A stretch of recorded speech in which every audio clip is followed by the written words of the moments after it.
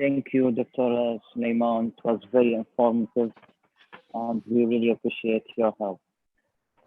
Now we are going to have Dr. Ayedh Alhajri, who is currently a resident of pediatrician at the Sick Kids Hospital, University of Toronto. Dr. Ayedh graduated from RCSI Dublin in May 2018 and then went back to Kuwait as a medical intern working in the Ministry of Health. In 2019, he completed a pediatrics leadership program with Harvard Medical School. Dr. Ayedh is a mentor in the RCSI Mentor Network and is currently on a scholarship from Kuwait University to join the Faculty of Medicine in Kuwait after he graduates from Canada in 2025. Dr. Ayedh, you are most welcome to start now, please. Thank you so much, Nawaf. Thank you so much, Said Hassan. And first, I'd like to thank everyone at the AGU for inviting me to this talk and the 5th Annual Career Day. I hope that this talk and all other talks would be helpful and insightful for all the medical students. To be honest, when I was in med school, I was looking forward to any career days that will guide my future. And I hope you guys will benefit from it as much as you can. So now I'm just going to share my presentation. Just a second.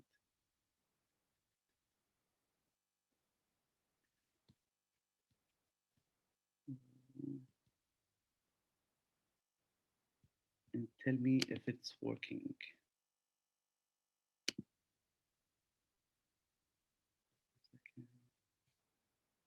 Am I sharing or not yet? I don't think yet. Not yet. Not yet. Okay.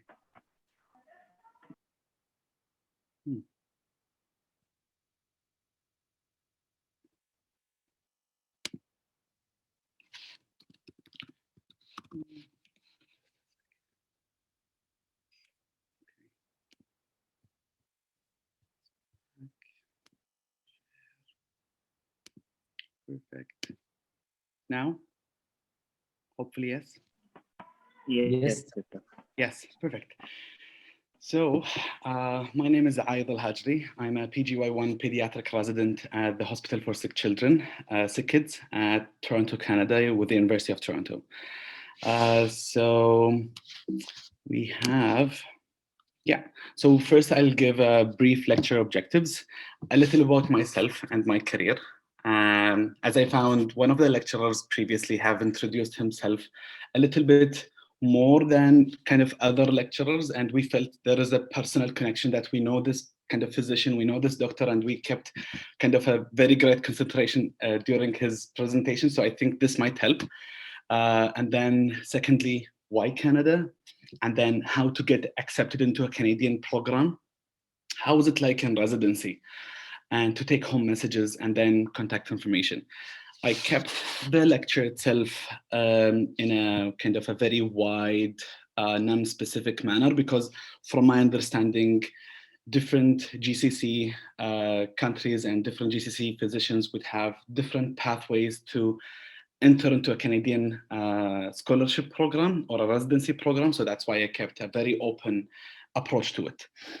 So first, and please do feel free to interrupt me whenever you'd like to ask question. I'm totally happy with it. Don't wait till the end.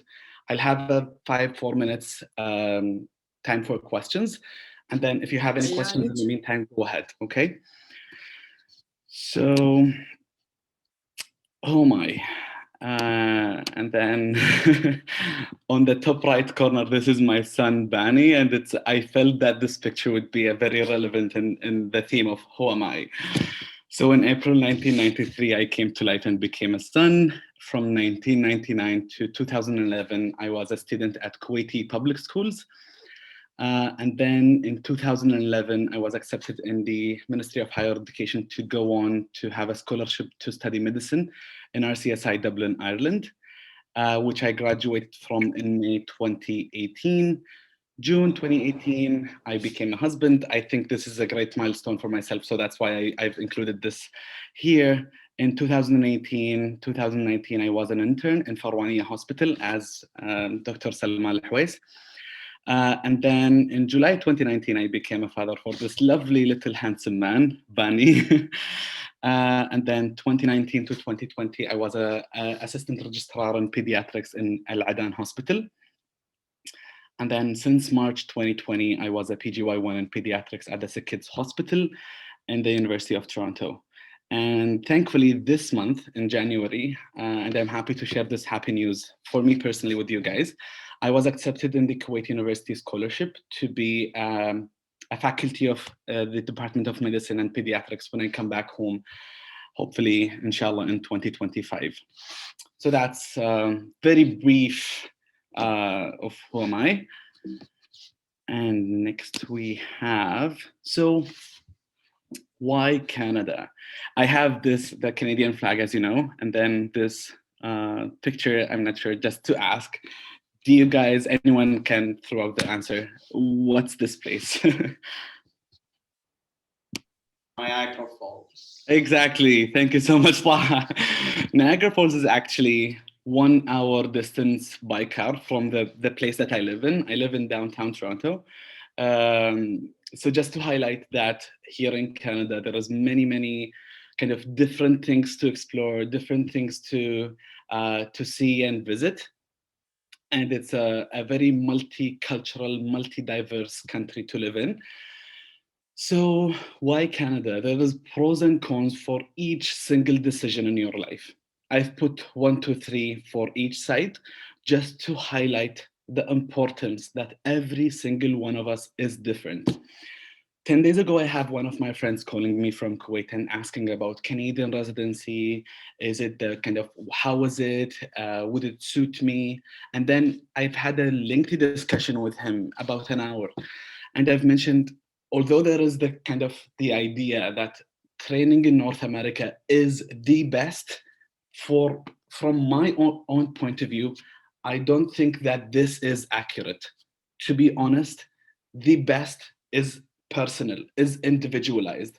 As we are treating patients on an individualized basis, I think this is the mindset of a physician. Each person is different in terms of what's the best for them. So for me personally, why I chose Canada, as you know, I spent 7 years in Ireland, abroad, away from family, away from home, to study medicine. So in this context, this was a difficult decision to make, to go again abroad.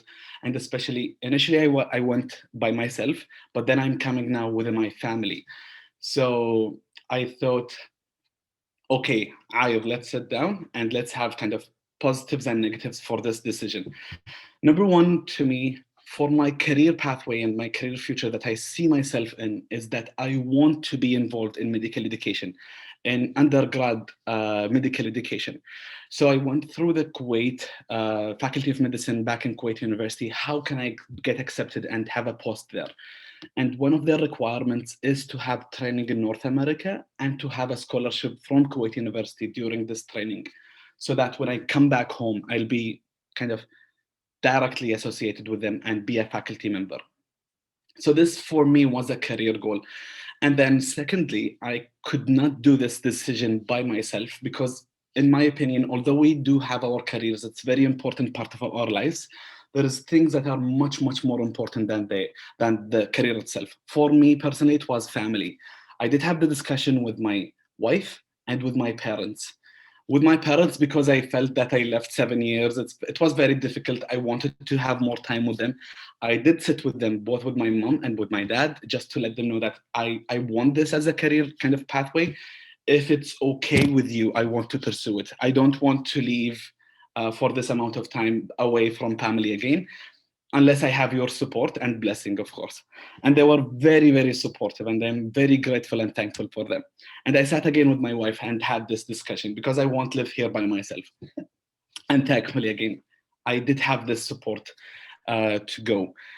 Kind of other positives and kind of things that made me come here is as it's known as, the training programs here in Canada are very kind of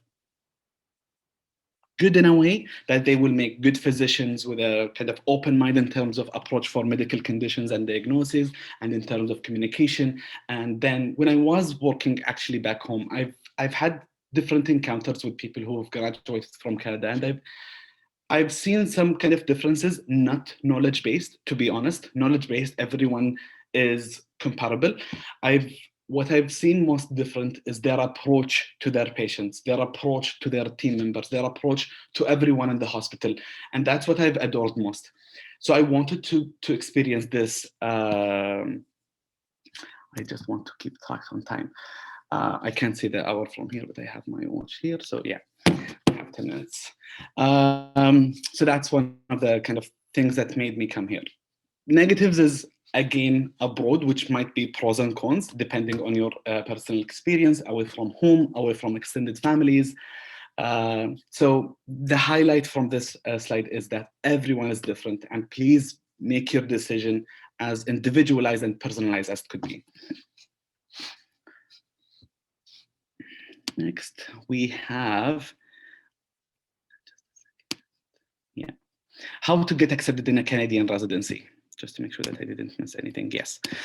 So how to get accepted into Canadian residency. So very briefly, there is 3 pathways. The current for Canadian or residents or medical students who did their medical school here in Canada, and then the international medical graduates for everyone else. And they can be accepted as part of government funding here in Canada with some requirements to do after graduation. And then they have the visa, or kind of what I like to call it, Gulf-sponsored trainees. It's mostly for Gulf countries, physicians to be involved in their residency program, which is much more easier acceptance route than the other. I've put the med school part here because some people will think that when you graduated, or the medical school that you graduated from, is a big thing that will determine your future. I do not accept this statement. I think that wherever you'll graduate from, that you'll have an equal chance, and different things will add up much more than the medical school that you graduated with. For example, my cohort in PEDS residency in PGY1, we are 25, and we came from about 18 different medical schools from different parts of the world. So it does not count as highly as it's perceived. Elective during med school, my suggestion is, why not? If you are still in med school, I do recommend going into doing an elective here in Canada, just to familiarize yourself with the system and how it works. And then the most part of it, it's what I like to call it, it's there is an Arabian saying, it's like silah dhu haddain, or kind of the sword does have 2 ends. So if you go there, do your best, because they will remember who you are, okay? And then you have the MCCQE Part 1 exam that you need to pass. Mark is not as highly important as it's perceived as well. From my experience here, and when I asked all different residents, Canadian and non-Canadian, they will have a holistic approach on your application. They'll see who you are, what's your hobbies, what's your activities, what are your extracurricular activities, which I think are the most important part of your CV. So extracurricular activity, and I highlighted them, it's like, very importantly, they are very, very important in the Canadian residency concept, I believe. And my idea is, when trying to enrich your CV, try to do things that you like, rather than doing something that will make your application more appealable for residency directors. It's the things that you make will make you determine what to choose. So try to choose things that you think will alter or change your mind, or will enrich your experience, if you get what I mean. And then research is always a positive, is always adds up to your application, whether it's a research project that you've participated in, research publication, or research poster presentation or oral presentation in different conferences. This absolutely will add up to your application. And then most importantly, good communication skills, and this will be apparent in your interviews. My personal experience, I've wanted to come in Canada just to pursue my career future that I've told you already about. So I've applied in 2018 when I was a medical intern. I've got 6 interviews in Canada from east to west. I've got 4 offers from different universities and hospitals. And then I've sat with myself, kind of comparing the 4 programs, which one shall I choose? And then I've made them kind of very detailed schedule that I was thinking that this is personalized and this is what I want to have and my family want to have. So that's a summary. And then how is life in residency? So here in Canada, a year would have 13 blocks and each block would have 4 weeks in it. I think this is a very good way to break down your residency because each 4 weeks will be in different rotation and you'll feel the year go by kind of so fast. A typical week, it totally depends on your block and rotation. So when I'm at the sick kids general pediatrics block, my typical day will start from 7:30 a.m. where we'll have handover for 30 minutes to 1 hour. And then our day will run through 7:30 a.m. until 5:30 p.m. It's a relatively lengthened time in comparison to Kuwait, for example. I didn't work in different Gulf countries, but at least it's much more longer than time in Kuwait. But it goes by so fast, I would say, because there's so much teaching activities throughout. You'll have 2 hours dedicated teaching for residents and for the hospital staff in general. So that's amazing in terms of education wise.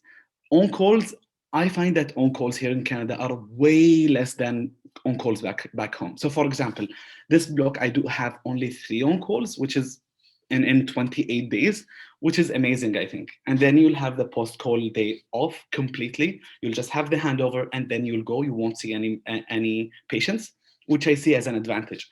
And in terms of on-calls, here in Ontario, they have an association called PARO for residents here in Ontario, that they have implemented a law, just to have, 3 minutes left. So just to have 2 weekends off in each block. So you'll be on call at maximum 2 weekends.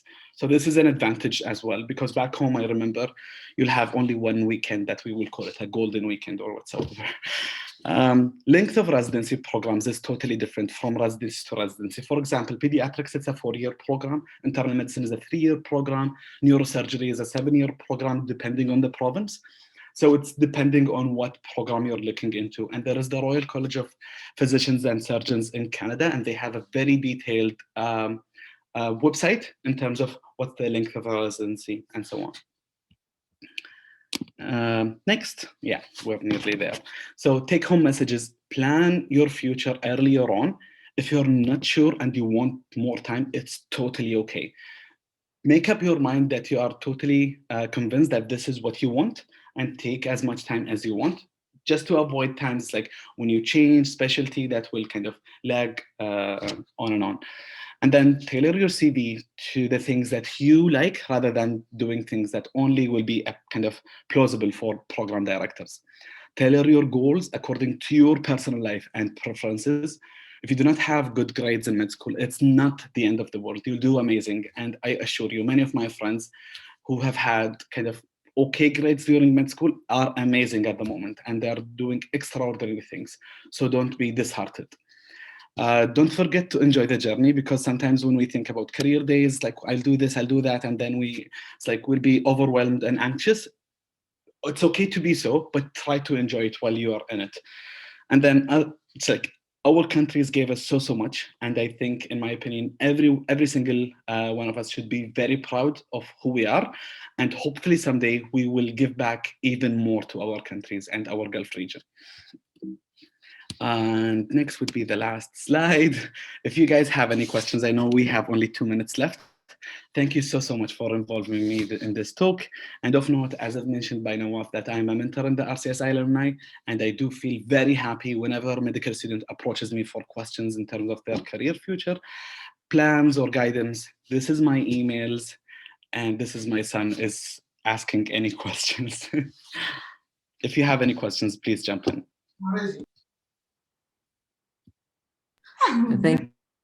Thank you so much, Doctor.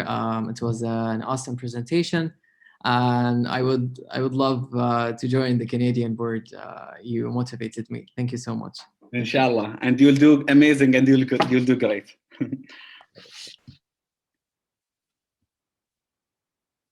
For the sake of time, I know that I reached my limit. So please, guys, do have my email. I've inserted both of them, the hospital and the university one.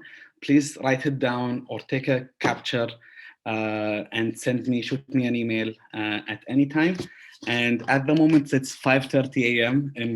in Toronto. And I hope that you guys have a wonderful rest of your day. And again, thank you for having me. Thank you.